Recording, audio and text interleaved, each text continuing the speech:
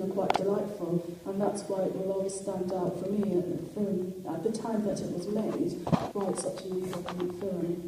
Yeah, I mean, don't get me wrong, I'm not trashing the film. I absolutely love this film, that's why I'm here. But, just like with everything, it's, it can be give or take. You love some bits of it and some bits infuriate you. So... Yeah, I'm thinking of other Hollywood movies around this time where the understudy is a figure, like 42nd Street or Singing in the Rain, which came soon after, or even Campbell's The Boyfriend. I mean, in all those movies, you're really rooting for the understudy to win all the time. You want to say to Ruby Keeler, you're going to have a youngster and you've got to come back a star. But in this, I think you're manipulated to, you're rooting for the star. You want Margaret to, turn out metaphorically give Eve her comeuppance.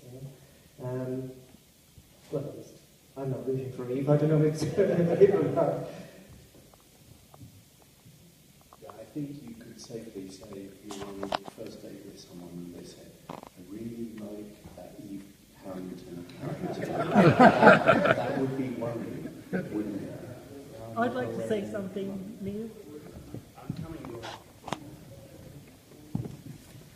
And I need to stand up. I need to stand up to say this because I think that in a way I agree with Andrew about there might have been a kind of self-defining aspect of the marriage, which I think was really marvellous. But it's a fantastically entertaining film. I've seen it before and I laugh and it's really brilliant. The script is fine, as you said beforehand. But it's only tonight that I really understood the door moment. Now, I've had lots of door moments in my life, but no queer has ever said that to me, and I've always thrown Eve out. So no queer has ever said, I'm too short to have an opinion.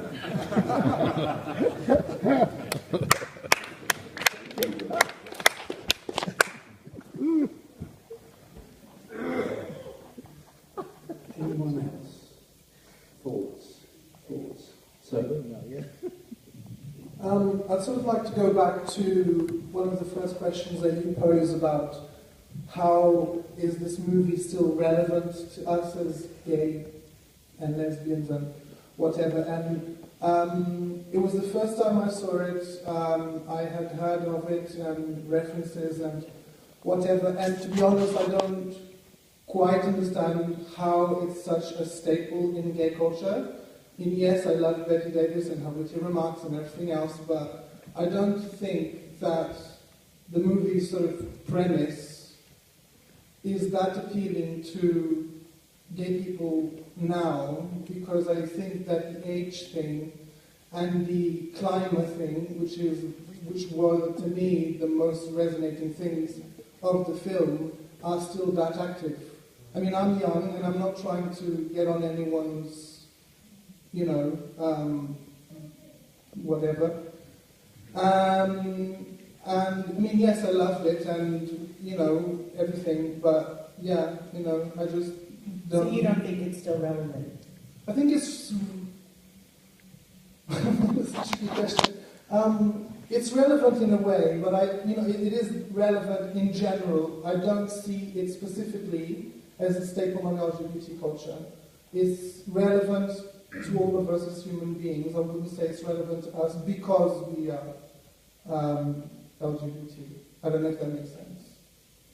Thank you. does anyone want to respond to that? Someone over there? Yeah. Yeah, why? Good for him. I'm going to go to someone who has exposed. Yeah, I think in terms of whether it's relevant, I've always thought this film is more relevant than ever because when you see Eve, you see something that's very relevant to modern people in the sense that she's completely hollow inside, she's got no sense of self, she's just got this sense that fame will make her complete and make her happy. And I don't really enjoy things like X Factor and things like that. But when you see the audition stage and there's millions of people, all the same thing, they're just desperate to be famous, to feel some kind of void inside that will give some meaning to their life. I think actually it's more relevant than ever because there's more people. I think there's more Eves now than ever. That's just my view. Wow, very interesting point.